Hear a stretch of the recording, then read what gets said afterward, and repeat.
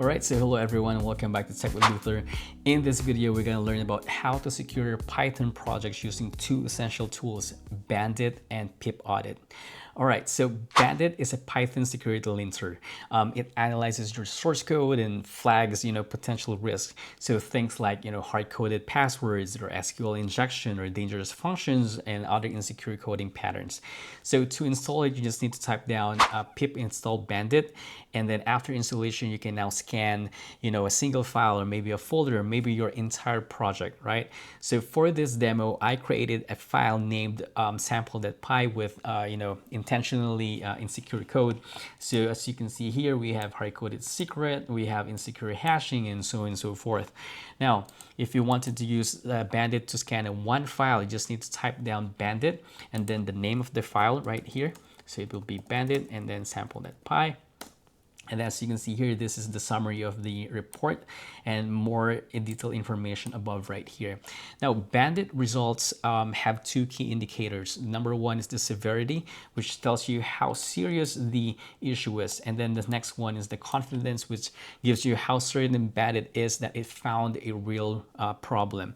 Now, the blue warnings here refers to severity that is low, and then the yellow coded information here refers to severity that's medium, and then of course we have the severity that is high, color coded as red.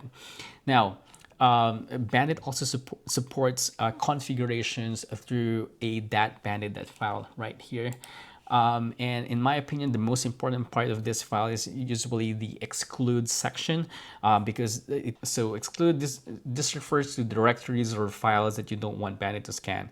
You just need to specify the paths that you want to ignore or the file. So on my end, I don't want it to include the visual environment right here and also the cache directory right here, and this is how we're gonna specify it. There are a few configurations that you can actually do inside this Bandit file right here, and I encourage you to read through the documentation of Bandit. All right, now if you wanted to make use of this configuration right here, you just need to type down Bandit and then R and then period right there. And then if you wanted to know if Bandit is actually picking up your configuration file, you just need to look at the file, the line of code right here, which is found project level, that Bandit file, and then it will tell you where is the location of that file. All right.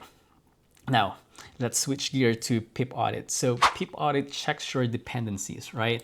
And dependencies are not automatically safe. Even it's popular or production-ready packages, they still have, some vulnerabilities. So for example, if you're using pandas, you wouldn't immediately know that, version 1.03 have known vulnerability unless, you happen to read the advisory.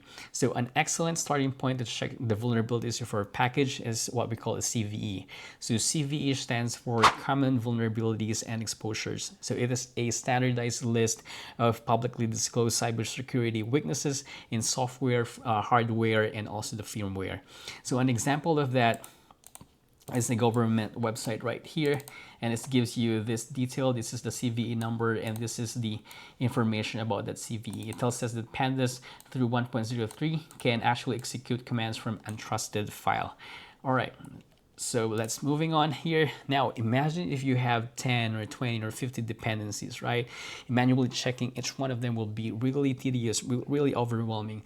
So that's where pip-audit becomes extremely helpful. It automates vulnerability detection for all installed packages. Now, this package actually utilizes the Python Packaging Advisory Database, which is a community maintained repository of packages. And an example of that would be this one right here. So if you want to look at the packages with vulnerabilities, you can just scan through this one. All right. Okay, so there are multiple ways to use pip-audit, but the simplest way is to run it against your current environment. So you just need to type down pip-audit. All right, pip-audit right there. All right, so in seconds, you'll get a list of packages with known vulnerabilities and the recommended versions, so you could upgrade to that. So this is, for example, Django. This Django version right here has some vulnerabilities, and a fixed version of that will be on the right-hand side right here. All right. Now, and that's how you can quickly secure your Python project using Bandit and also pip-audit. Now, I hope you learned something new today. And if you like this video, please hit the subscribe button and turn notification. And if there's a topic you'd love to see covered, please comment down below and let's continue building this learning community together.